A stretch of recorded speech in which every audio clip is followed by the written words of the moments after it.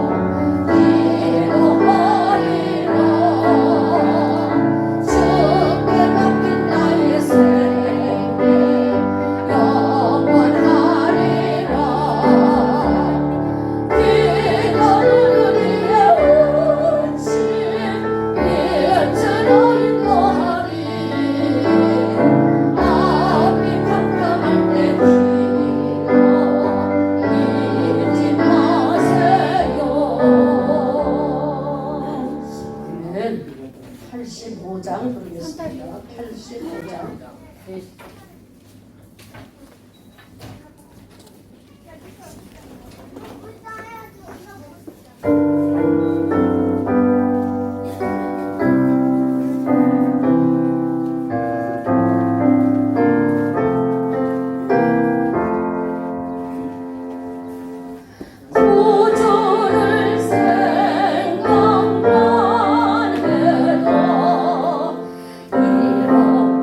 저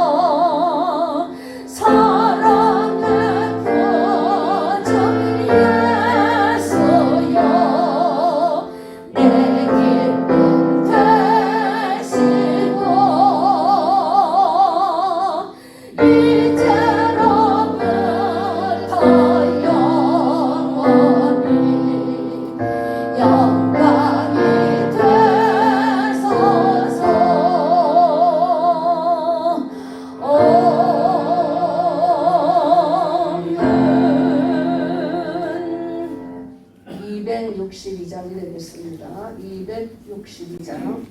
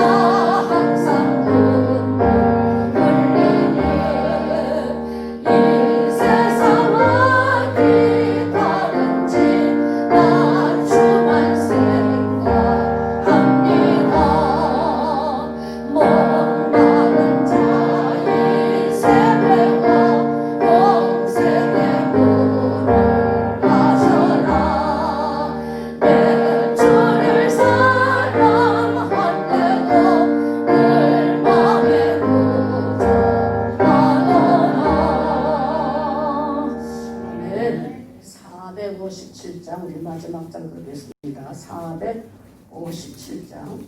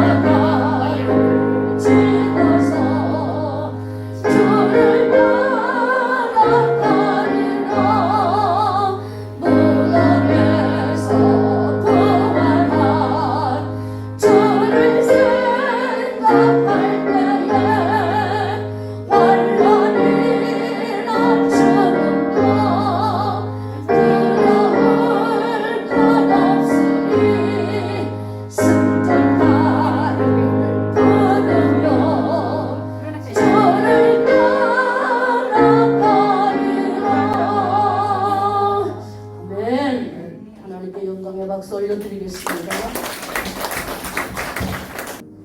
오늘 우리에게 주시는 하나님 말씀은 히브리서 12장 1절에서 3절까지 보겠습니다. 성경 말씀 히브리서 12장 1절에서 3절까지요. 1절은 제가 읽고 2절은 여러분들이 읽고 3절은 같이 읽겠습니다.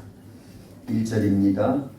이러므로 우리에게 구름같이 둘러싼 허다한 증인들이 있으니 모든 무거운 것과 얽매이기 쉬운 죄를 벗어버리고 인내로서 우리 앞에 당한 경주를 하며 믿음의 주요 또 온전하게 하시는 이 예수를 바라보자. 그는 그 앞에 있는 기쁨을 위하여 십자가를 참으사 부끄러움을 내지 아니하시더니 하나님 보좌 우편에 앉으셨느니라. 같이요. 너희가 피곤하여 낙심하지 않기 위하여 죄인들이 이같이 자기에게 거역한 일을 참으신 일을 생각하라. 아멘. 이 시간 우리 성가대에 특별 찬송이 있겠습니다.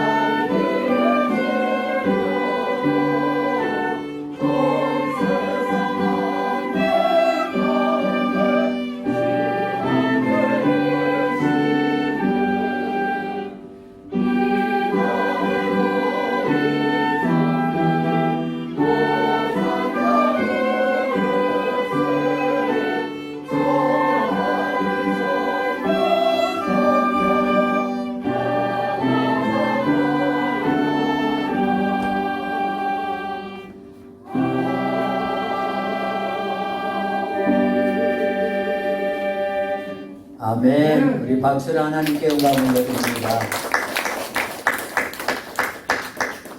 할렐루야.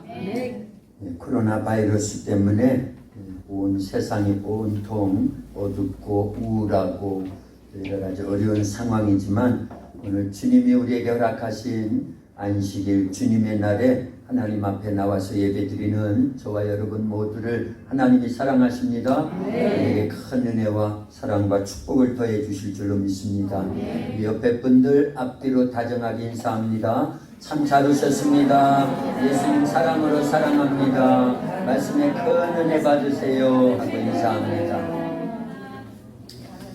할렐루야. 우리의 신앙생활은 세상의 그 어떤 것보다 잘해야 합니다.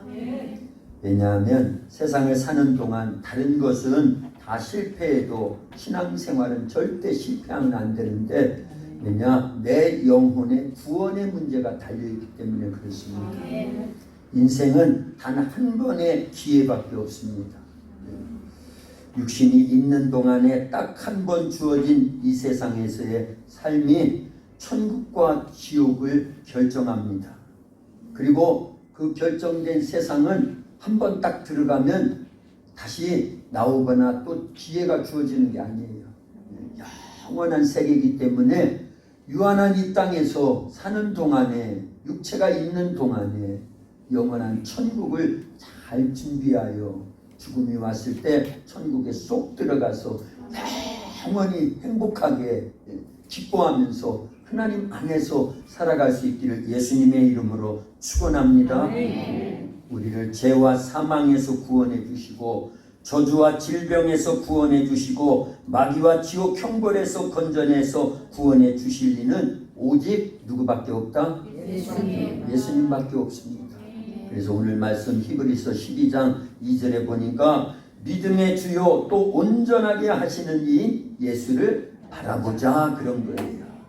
그리고 요한복음 14장 6절에 보니까 내가 곧 길이요 진리요 생명이니 나로 말미암지 않고는 아버지께로 올 자가 없느니라. 누구의 말씀이요? 예수님이 그렇게 말씀하셨어요. 예수님이 길인데 천국까지 가는 길, 유일한 길이라는 겁니다. 다른 길은 없어요. 예수님이 생명인데 천국에서 영원히 살 수 있는 영생의 축복을 주시는 이가 오직 예수님밖에 없습니다. 그래서 믿음의 주요 우리를 온전케 하시는 이이신 예수님만 바라보라는 거예요. 보기만 하라는 거예요? 만나라는 거예요? 만나라는 겁니다. 그리고 그분으로 살으라는 거예요. 할렐루야. 우리가 예수님을 만난 줄로 믿습니다. 우리 예수님을 바라보고 영원한 천국을 소망하면서 육체의 한계가 닿기까지 이 믿음의 좁은 길로만 걸어가면요 천국에 쏙 들어가는 거예요. 만약에 천국에 들어가지 않는다고 하면 어디에 가야 되니까요? 지옥에 가야 되니까요. 지옥에는 절대 우리 도합교회 성도들은 한 명도 가서는 안 됩니다. 모조리 다 천국 가셔야 됩니다. 그 천국에서 만나야 되는 거예요. 이게 신앙생활이에요. 인생의 최고의 목적이고요. 그리고 가장 큰 축복입니다. 할렐루야. 다시 말합니다. 믿음의 주요 온전케 하신 이이신 누구를 바라보자? 예수님을 바라보자. 신앙생활은요 최고 잘해야 되는 거예요. 다른 건 인생에서 조금씩 실패해도 되고 안 돼도 돼요. 사실은요.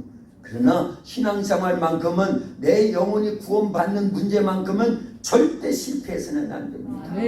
누가복음 12장에 보면은요 소출이 풍부한 농부 이야기를 예수님께서 해주셨어요. 농부는 소출이 풍성한 들판을 바라보면서 이 많은 곡식을 어디에 쌓아둘까? 그래서 작년에 있던 작은 창고를 헐어버리고 더 큰 창고를 지어서 여러 해 쓸 물건을 다 쌓아두었다라는 거예요. 그리고 생각하기를 내 영혼아 이제 여러 해 쓸 물건을 많이 쌓아두었으니 편히 먹고 마시고 즐거워하자 했대요. 그때 하나님께서 오늘 밤 내가 죽으면 그 재산이 누구의 것이 되겠느냐? 내 영혼을 오늘 거두어 가시면 하나님이 거두어 가시면 그 많이 쌓아놓은 것이 누구의 것이 되겠느냐? 그러면서 예수님이 결론적으로 누가복음 12장 21절에 말씀하시기를요 자기를 위해 재물을 쌓아두고 하나님께 대하여 부요치 못한 자가 이와 같다 이렇게 말씀하시네요. 뭐 하라는 거예요? 영혼의 때를 준비해야지 세상에서 무엇 먹을까 마실까 입을까에 막 집착해가지고 영혼의 때는 준비도 하지 않고 있다고 하면 그건 허사라는 거예요. 그래서 시편 127편 1절부터 쭉 보면은요 아까 우리 교동문에 나왔었죠. 여호와께서 집을 세우지 아니하시면 세우는 자의 수고가 헛되고 여호와께서 성을 지키지 아니하시면 파수꾼의 경성함이 허사로다. 너희가 일찍이 일어나고 늦게 누우며 수구의 떡을 먹음이 헛되도다. 그러나 예수님만 바라보고 하나님을 경외하고 성령님 모시고 믿음으로 살던 성도들은요 이 땅에서 그런 모든 것들은 헛된 것들 속에서 살지 않고요 영원한 천국을 소망하면서 믿음을 지켰던 자들은요 죽음이 왔을 때 또 세상 마지막이 되었을 때 전체가 천국에서 영원히 사는 축복을 얻게 될 줄로 믿습니다. 우리의 생사화복은 하나님께 달려있는 줄로 믿습니다. 주님이 부르시면 오늘이라도 우리는 떠나가야 돼요. 그렇다면 우리가 무엇을 위해서 살아야 되겠습니까? 먼저는 우리의 생사화복을 하시는 창조자 하나님의 영광을 위해서 살아야라는 거예요. 또 내 죄 때문에 지옥 갈 수밖에 없는 우리를 살리신 예수 그리스도의 십자가의 피의 공로에 감사하며 살아라는 겁니다. 속죄함 받았다는 증거로 성령이 내 안에 오셔서 나를 진리 가운데로 인도하실 때 순종하면서 따라가야 합니다. 이게 신앙생활인 거예요. 그래서 우리는 하나님 믿고 예수님 믿고 성령을 의지하면서 영적 생활하는 겁니다. 영혼의 때를 준비하는 거예요. 세상은 한순간에 지나가는 거예요. 그래서 성경 곳곳에 보면 세상을요 안개와 같다 잠시 있다 사라지는 안개와 같다. 그렇게도 표현을 했고요. 베드로전서 1장 23절부터 쭉 보면은요, 모든 육체는 풀과 같고 모든 영광이 풀의 꽃과 같아서 풀은 마르고 꽃은 떨어진다라는 거예요. 예. 그제 우리 서울시장이 자살을 했습니다. 이런 일이 있어서는 안 되는 겁니다. 이유 여야를 막론하고 어떤 부분에서도 자기가 자기 목숨을 끊는 일을 해서는 안 되는 겁니다. 얼마나 고통스러웠으면 그랬겠느냐 이해는 되지만요, 그 이해할 일이 아닌 거예요. 그 고통보다도 죽음이 딱 끝났을 때, 죽음이 왔고 나서 영혼의 때가 펼쳐졌을 때, 그 영혼의 때는요 영원한 겁니다. 영원한 거예요. 예. 그래서 우리는 지금 육체가 있는 동안에 하나님이 보다 더 중요한 일을 하라고, 1차적인 건 사실은 예수님 믿어서 죄 용서받고 하나님의 자녀가 돼서 물과 성령으로 거듭나서 천국 갈 준비하는 게 최고예요. 최고요. 할렐루야. 우리는 이 땅에서 잠깐 있다가 사라지는 안개와 같은 존재입니다. 비록 이 땅에서는 사라질지라도 우리의 영혼은 천국에서 영원히 사는 존재가 되어야 될 줄로 믿습니다. 할렐루야. 사람은요 무엇을 보며 사느냐가 굉장히 중요합니다. 해바라기는 뭐 보면서 살아요? 해를 바라봐요. 동쪽에서 떠서 지는 서쪽까지 지는 해를. 그래서 항상 해바라기는 해를 보는데 바라보니까 뭐 닮더라? 해를 닮았어요. 해바라기가요 꽃을 피워가지고 이렇게 그 씨앗이 막 생기는 그 틀을 보면은요 꼭 뭐 같아요? 해 같아, 해 같아요. 그래서 아이들이 해바라기 그려라 그러면은 뭐 그릴까요? 해같이 그려놔요. 해같이요. 근데 항상 바라보면서 동쪽에서 뜨는 해를 보고 서쪽으로 지는 해를 보고 그래서 맨날 그랬더니만 결국은 해바라기는 해를 닮더라고요. 해를 닮았어요. 부부 사이도 마찬가지입니다. 오래 사신 분들은요 부부 사이에 닮아요. 한준자 권사님하고 이용호 장로님이 50평생을 넘게 살으셨죠. 그러다 보니까 닮았어요. 딱 봐도 아 저분들은 부부구나 이것이 보인다 그 얘기예요. 오래 살기만 한 게 아니라 매일 바라봤거든요.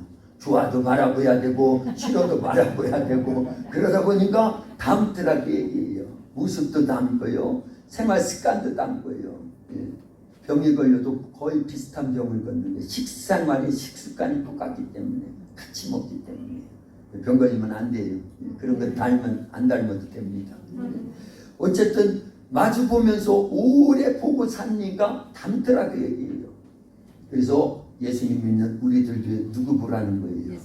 어떤 예수님을 보라는 거예요? 믿음의 주요 온전케 하시는 이이신 예수님을 보라는 거예요. 그럼 어떻게 된다는 거예요? 닮게 된다는 겁니다. 닮게 된다는 거예요. 그래서 예수님 믿는 사람들은요 척 보면 알아요. 실은요. 근데 척 봤는데도 안 알으면 그 문제가 심각한 겁니다. 그래서 사도행전 11장에 보면은요 예수님의 복음이 예루살렘에서 온 유대 사마리아를 벗어나서 안디옥이라고 하는 곳까지 전파가 됩니다. 그래서 거기에 안디옥 교회가 생겨졌고 수많은 안디옥 교회 성도들이 생겨납니다. 근데 이 사람들이 예수님을 잘 믿고요, 말씀대로 순종하고요, 성령 충만하면서 믿음으로 막 살아가니까 믿지 않는 이웃들이 그 사람들을 향해서 뭐라 그랬다고요? 그리스도인이다. 최초로 그런 표현, 그런 칭찬을 들은 겁니다. 그리스도인이다. 우리나라 말로 하면 무슨 말일까요? 예수 닮은 예수쟁이들이다. 전문가라는 거예요. 예수꾼들이라는 겁니다. 예수쟁이라는 거예요. 그들의 언행 심사를 보고 삶을 보니까 꼭 누구 같더라? 예수님 같더라는 거예요. 예수님 닮았다라는 겁니다. 그런 모습을 보면서 믿지 않는 자들이 나도 예수님 믿어야 되겠다. 그래서 구원받는 자들이 계속 늘어났던 줄로 믿습니다. 그래서 우리도요 이 땅을 사는 동안에 믿음의 주요 온전케 하시는 이이신 예수님을 계속 바라볼 때 우리의 삶이 그렇게 복되어질 줄로 믿습니다. 구약 시대는 그러니까 하나님의 사람들은요 하나님만 바라봤습니다. 예수님이 이 땅에 계시는 짧은 육체를 갖고 계시는 동안이 33년인데 예수님을 만났던 사람들은 다 한결같이 예수님을 바라봤던 거예요. 그래서 수지 맞고요. 자기 인생의 문제가 해결됐고요. 죄로 인해 고통당하던 자는 죄를 용서받고요. 질병으로 고통당하던 자들은 질병을 치유받고요. 귀신에 잡혀서 고통당하던 자들은 귀신이 떠나가고 온전하게 되고요. 가정에 우환이 있고 질병이 있고 고통을 당하던 그 많은 사람들도 예수님 만나서 예수님 바라보면 주님이 다 해결해 주시더라는 거예요. 대표적인 두 사람을 예로 들려고 그래요. 구약 성경에 보면 출애굽기 34장 1절부터 쭉 보면은요, 모세가 하나님을 바라봅니다. 예. 그걸 어떻게 알 수 있냐면요, 모세는 시내산에 딱 도착했을 때 첫 번 40일을 하나님과 시내산에서 독대해 가지고 밤낮 하나님과 함께 지냅니다. 계속 하나님 바라본 거예요. 예. 그리고 두 번째 또 올라갑니다. 이 시내산에서 40일을 또 밤낮 하나님과 대화를 나누고요. 하나님이 주시는 율법, 십계명을 비롯한 모든 율법을 전수받지요. 그리고 또 한 가지는요, 성막에 대한 부분들을 이런 내용들을 갖고 이런 재료를 갖고 이렇게 만들어 가지고 성막에서 하나님을 만나야 된다. 이런 내용들이었거든요. 그러느라고 40일 두 번에 걸쳤어요. 그러고 두 번째 40일을 마치고 내려오는데요, 사람들이 모세 얼굴을 볼 수가 없는 겁니다. 왜 그랬는지 출애굽기 34장 1절과 2절 한번 읽어볼까요? 크게 마이크 주세요. 마이크. 여호와께서 모세에게 이르시되 너는 돌판 둘을 처음과 같이 다듬어 만들라. 내가 깨뜨린 처음판에 있던 말을 내가 두 판에 쓰리니 아침까지 준비하고 아침에 시내산에 올라와 산 꼭대기에 내게. 잠깐 죄송합니다. 29절부터 30절까지. 모세가 그 증거의 두 판을 모세의 손에 들고 시내산에서 내려오니 그 산에서 내려올 때에 모세는 자기가 여호와와 말하였으므로 말미암아 얼굴 피부가 광채가 나나 깨닫지 못하였더라. 아론과 온 이스라엘 자손이 모세를 볼 때에 모세의 얼굴 피부에 광채가 남을 보고 그에게 가까이 하기를 두려워하더니. 아멘. 그랬죠? 모세 얼굴에 광채가 났다는 거예요. 누구를 가까이 했기 때문에 하나님을 가까이해서 하나님을 계속 독대하여 봤거든요. 봤다라는 것은 말씀을 들었다라는 거예요. 얼마만큼의 말씀이 모세 속에 있었을까요? 모세 오경이 싹 들어와 있는 겁니다. 할렐루야. 창세기, 출애굽기, 레위기, 민수기, 신명기까지의 내용이 다 들어와 있는 거예요. 예. 그만큼 모세를 통해서 창출의 민신, 모세 오경이 기록이 되니까요. 예. 물론 이제 40일 동안에 두 번에 걸친 40일 동안에는 십계명을 비롯한 율법들과 성막 제작에 대한 그 부분의 말씀들만 들어왔겠지만은요, 계속 모세는 그걸로 끝나는 게 아니에요. 하나님을 바라보고 하나님 말씀을 간직하는 거예요. 매번 하나님을 만납니다. 계속했어요. 그래서 얼굴에 광채가 나는데 얼마만큼 환한 빛이냐면, 여러분들이 밖에 나가면 태양을 보는데 한 1초, 2초를 그냥 바라볼 수 있어요? 없어요? 지금 이렇게 이 불빛도, LED 이 불빛도 정면으로 보자면 벌써 눈이 쉬어버리잖아요. 그래서 그런데도 불구하고 모세는 그만큼 하나님을 가까이 하고 말씀으로 채워지고요, 은혜가 충만하니까 산에서 내려올 때 사람들이 그 얼굴을 볼 수가 없었다는 거예요. 그래서 수건으로 가리고 일반 백성들과 대화를 나누고, 그러다가 또 하나님을 만날 때는 수건을 풀어놓고 하나님 만나고, 그걸 계속 반복하더라는 거예요. 할렐루야.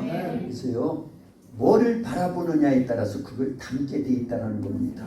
구약시대 모세가 그 많은 일들을 하나님으로부터 할 수 있었던 것은 결국은 하나님만 바라봤기 때문이에요.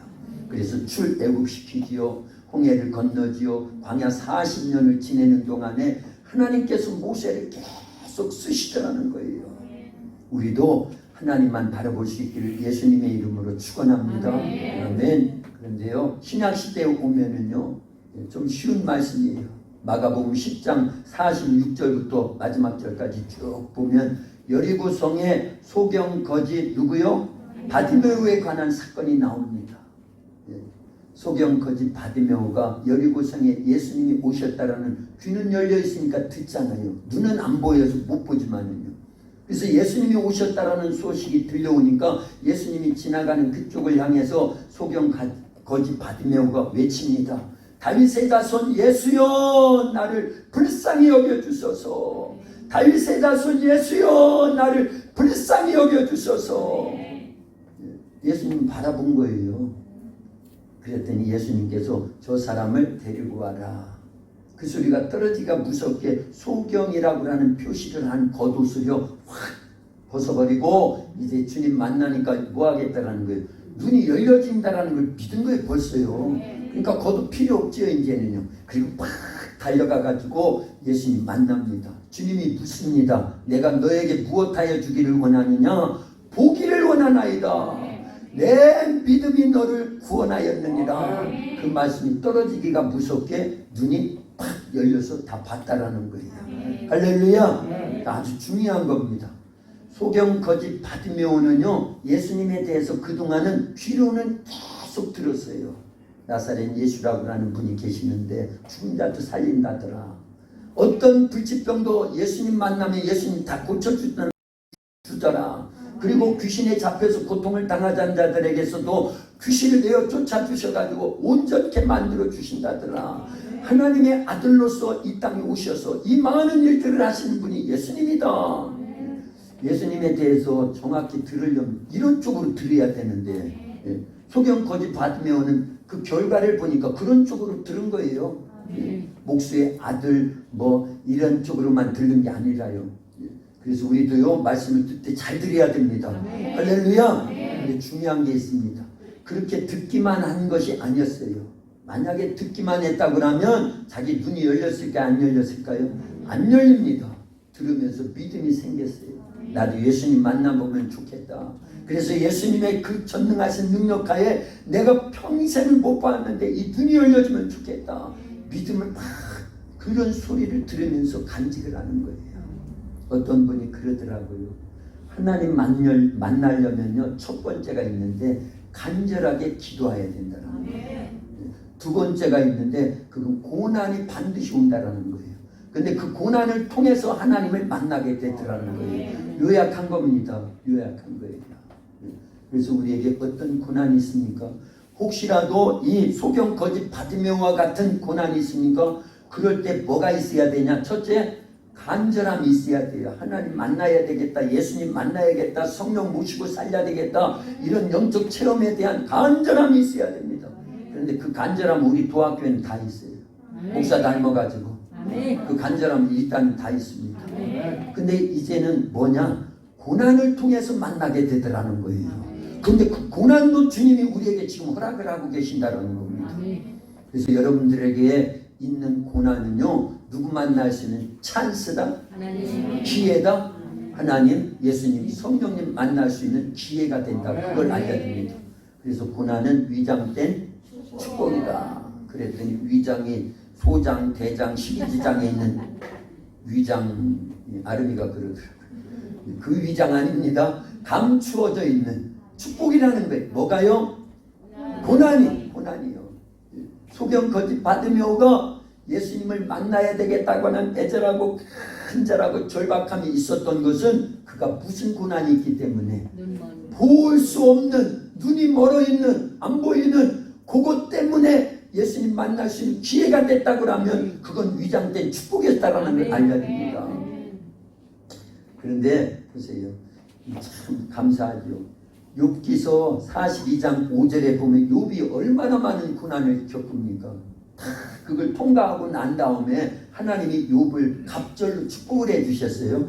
그것 때문에 욥이 이제 하나님에 대해서 고백을 하는데 어떻게 고백을 하냐면요.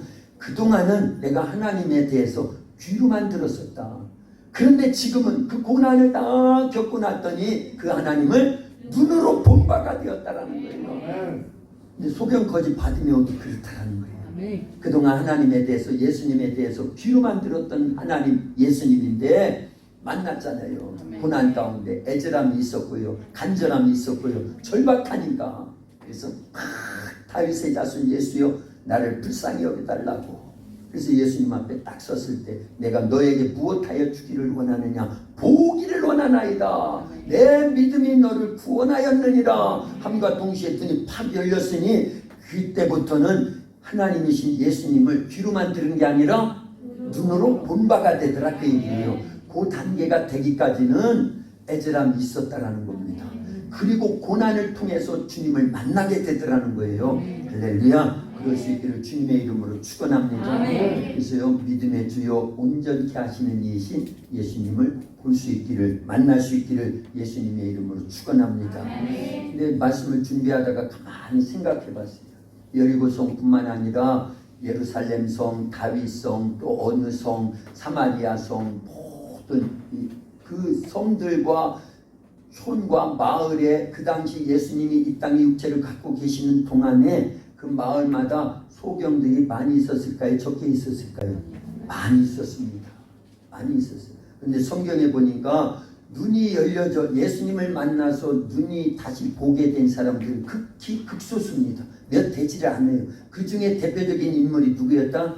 여리고성의 소경 거지 바디메오였다라는 거예요. 왜 그럴 수 있었느냐? 그런 애절함과 간절함과 절박함으로 기도한 거예요. 다윗의 자손 예수여 나를 불쌍히 여기달라고 기도한 겁니다. 그래서 우리도 지금요 그런 기도가 있기 때문에 예수님 만난다 안 만난다? 반드시 만날 수 있다는 거예요. 이미 만났는데요 하시는 분도 매일 만나야 되는 거예요. 그리고 능력과 권능으로 역사하시는 예수님, 성령님으로 와 계신 예수님을 매일 만나야 되는 겁니다. 할렐루야. 그런데 그게 또 하나는요 고난을 통해서 만나더라 그 얘기입니다. 그럴 수 있기를 예수님의 이름으로 축원합니다. 북한 선교하는 모퉁이돌 선교의 대표 되시는 분이 있어요. 누구죠? 이상 목사님. 우리 도학교에서도 매달요 조금씩 모퉁이돌 선교에다가 선교 헌금을 보내고 있습니다. 북한 구원을 위해서 한 거예요. 북한에 예수님 믿는 사람들이 있을까요? 없을까요? 있습니다. 그런데 이 이상 목사님은요 원래 이제 북한에서 태어나셨어요. 그랬다가 6.25 때인가 그때 이제 월남을 하게 됩니다. 그 난리통에 월남을 해요. 그런데 집안이 예수님을 잘 믿는 집안이에요. 그 어머니가 이제 모태신앙인 이삭, 어린 그 이삭에게요 어려서부터 꿈과 비전을 심어준 거예요. 너는 반드시 북한 땅에 가가지고 예수님 복음을 전하는 그런 선교자적 사명을 감당해야 된다. 어려서부터요. 그래서 미국에 건너옵니다. 왜냐하면 미국 시민권을 가지야 북한에 들어갈 수 있다는 걸 안 거예요. 그래서 어렵게 미국에 건너와서 공부를 하고 미국 시민권을 얻게 됩니다. 그리고 북한에 들어가는 거예요. 그리고 선교를 합니다. 중국을 거쳐서 들어가는 거예요. 중국에서도 얼마나 모진 고난을 당했는지 몰라요. 지금은 우리가 1992년도에 중국과 우리나라가 수교를 맺었어요. 그런데 그 전일인 겁니다. 전에. 그래서 중국에 들어가서 자기 신분을 다 감추고 선교를 하고 북한에 들어가려고 하다가 공안들에게 잡힌 겁니다. 그래서 고문을 당하는데 물 호수를 입에다 넣어가지고요 이 물을 세게 틀면은 이 창자를 통해서 이 항문으로 물이 나온다예요. 그때 그 수압에 의해 가지고 이 대변이 다 나온 다음에는 피가 막 나오는 거예요. 피. 이런 모진 고문을 당하기도 했대요. 그러다가 우여곡절 끝에 북한에 들어갔습니다.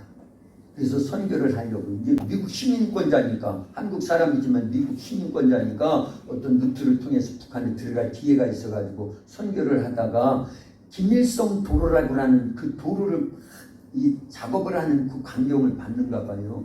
근데 이 불도저가 막 밀고 가다가 도로를 닦는데 한쪽이 푹 꺼지더라는 거예요. 땅이요. 그래서 이게 웬일이냐 하고 사람들이 그 북한에 이제 공산당원들 막 동원돼가지고 일을 하다가 쫙 파보니까 그 안에 비밀 이런 그 땅속 굴이 있었는데 거기에 예수님을 믿는 사람들이 모여가지고 예배를 원래 드리고 있다가 그 길 닦다가 그 무너지는 바람에 들켜버린 거예요. 그래서 많은 사람들이 그곳에서 즉결 심판을 받고 총살을 당하고 목매달아 죽임을 당하고 그런 광경이라고 합니다. 자, 그런 어려움 속에 있을 때 그 지도자 한 분을 맨 마지막에 처형을 시키는데 그냥 이 사람은 총으로 그러면 순간적으로 죽어버리니까 고통을 못 느낄 거야. 못 매달하는 것도 안 돼. 그래서 불도저로 깔아 뭉개겠다고 그래가지고요. 사람을 눕혀놓고 사지를 다 묶어놓은 다음에 불도저가 이렇게 밀고 가는 겁니다. 발끝서부터 무릎까지 정갱이까지 쭉 왔을 때 얼마나 고통스럽겠어요. 막 비명을 지르고 막 그러다가 갑자기 그 지도자 그 양반 심령 속에 이제 뜨거움이 있었겠지요. 성령의 역사니까요.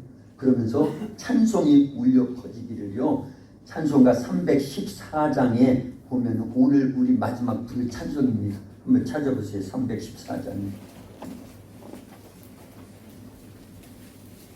그분이 죽어가면서 그 불도저에 깔려서 그 고통 속에서 죽어가면서 입술에서 찬송이 울려 퍼지더라는 거예요. 그게 자기 힘이었겠어요? 성령이 그런 힘을 주시는 거예요. 어떤 찬송이에요?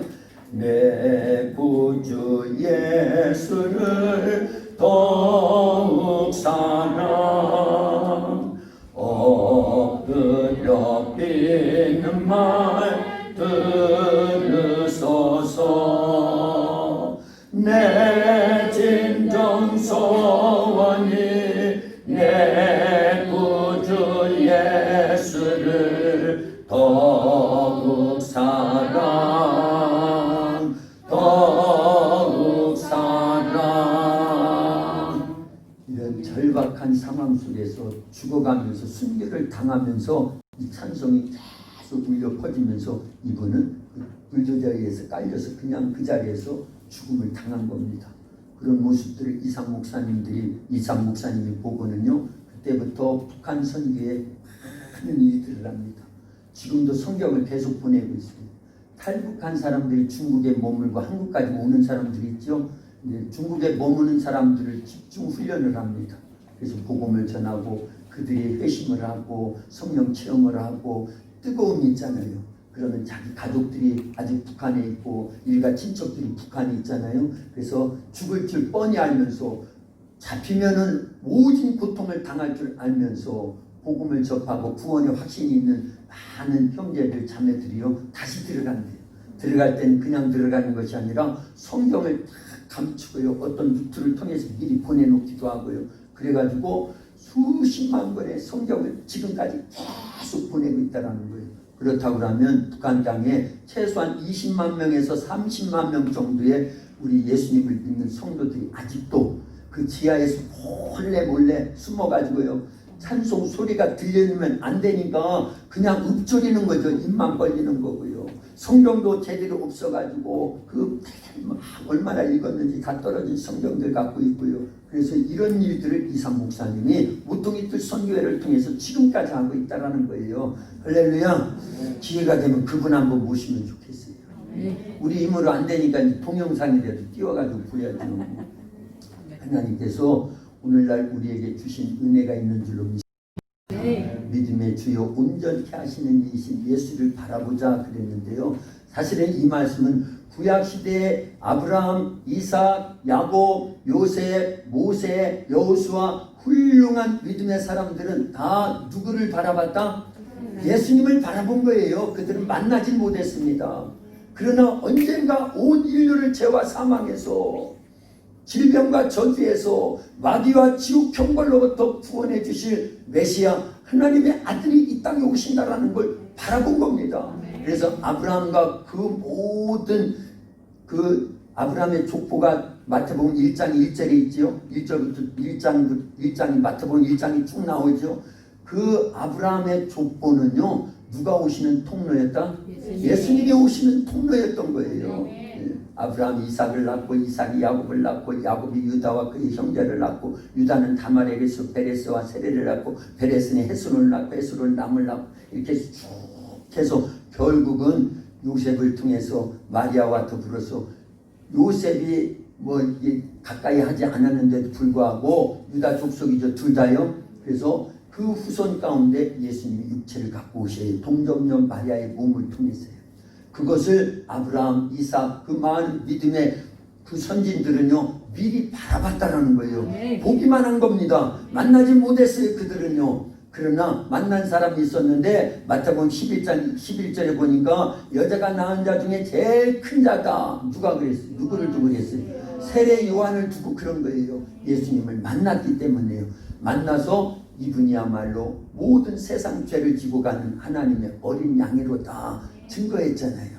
그래서 여자가 낳은 자 중에 제일 큰 자다. 그러나 천국에서는 지극히 작은 자라도 세례 요한보다 더 크다 그랬어요. 자 보세요. 구약에 그 많은 믿음의 선진들은요, 하나님 예수님에 대해서 귀로만 들은 거예요. 시든요. 그런데 세례 요한은요, 눈으로 봤어요. 예수님을요. 그런데 우리는요, 그 예수님을 성령님으로 모시고 살고 있어요. 할렐루야. 이건 다 정리한 겁니다. 사실은 다 정리한 거예요. 그렇다고 그러면 믿음의 주요 온전케 하시는 이이신 예수님을 우리는 지금 모시고 있다는 거예요. 자, 모셨다고 하면 우리 속에서 누가 나타나야 돼요? 예수님의 성품과 기질과 특성과 근성이 나타나야 되는 거예요. 최소한 안디옥 교회 성도들처럼요, 믿지 않는 사람들로부터 저 사람들은 예수님 닮은 사람들이야. 저들의 언행 심사를 보니까 예수님 똑 닮아서 그래서 세상의 소금으로 빛으로서 역할을 감당하고 있어. 나도 예수님 믿어야 되겠다. 그럴 정도의 예수님의 모습이 우리 속에 반드시 나타나야 된다는 거예요. 그게 믿음의 주요 온전케 하시는 예수님을 바라보는 삶인 거예요. 할렐루야. 오늘 이 자리에서 함께 예배드리고 같이 말씀을 나누고 있는 저와 여러분들은 믿음의 주요 온전케 하시는 이이신 예수님을 아예 만났을 뿐만 아니라 성령님으로 모시고 살고 있기 때문에 그분 닮아야 되는 거예요. 그래서 예수님 닮은 사람의 특성이 있습니다. 사랑할 수 없는 사람을 사랑해야 되는 거예요. 용서할 수 없는 사람을 용서해야 되는 겁니다. 예수님이요, 마가복음 10장 45절에 보면 뭐라고 말씀하셔요? 인자가 온 것은 섬김을 받아야 함이 아니라 도리어 섬기려 하고 자기 목숨을 많은 사람의 대속물로 주려 오셨다. 그런 말씀만 하셨어요. 실제 그렇게 사셨어요. 그렇게 실제 사셨습니다. 그것이 말씀으로 된 것은 마태복음 5장, 6장, 7장이요. 삶으로 나타나는 것은 마태복음 8장부터 마지막 장까지요. 마태복음뿐만 아니라 마태복음, 마가복음, 누가복음, 요한복음에 보면 예수님의 전 삶이 거기에 다 기록되어 있습니다. 그래서 우리는요, 예수님 닮아야 되는 거예요. 예수님은요, 좁은 길로 가셨어요. 예수님은요, 십자가의 길로 걸어가셨습니다. 말씀대로 사시다가 말씀대로 죽음을 당하셨고, 말씀대로 부활하셨고, 말씀대로 승천하셨고, 말씀대로 우리에게 누구 보내주셨어요? 성령님 보내주셨다라는 건 너희도 예수처럼 살아야 돼. 이걸 지금 우리에게 가르쳐주는 거예요. 너희들의 힘으로 살 수 없지만 성령을 모시고 그분이 너희들에게 힘을 주시고 지혜를 주시고 믿음을 주시고 갖가지 은사를 주시고 하나님에 의한 전신갑주를 구량시켜 주시고 성령의 열매 맺는 신앙생활을 하게 되면 누구 닮은 거다? 예수님 함께 돼 있다는 거예요. 그래서 우리는요, 신앙생활은 다른 게 아니에요. 믿음의 주요 온전케 하시는 이이신 예수님을 닮아가는 거예요. 닮는다라는 건 좀 전에 말씀드렸듯이 예수님하고 똑같은 삶을 살려야 돼요. 예수님도 성령에 이끌리셨죠. 성령을 힘입었지요. 그래서 말씀대로 오셔서 말씀대로 사시다가 말씀대로 십자가에서 피 흘려 죽으셨어요. 그게 딱 요약된 게 마가복음 10장 45절이에요. 인자가 온 것은 섬김을 받으려 함이 아니라 도리어 섬기려 하고 자기 목숨을 많은 사람의 대속물로 주려왔다. 그러니까 우리도 예수님 믿고 우리 안에 성령님이 예수님으로 와 계신다고 하면은 우리도 누구 닮아야 된다?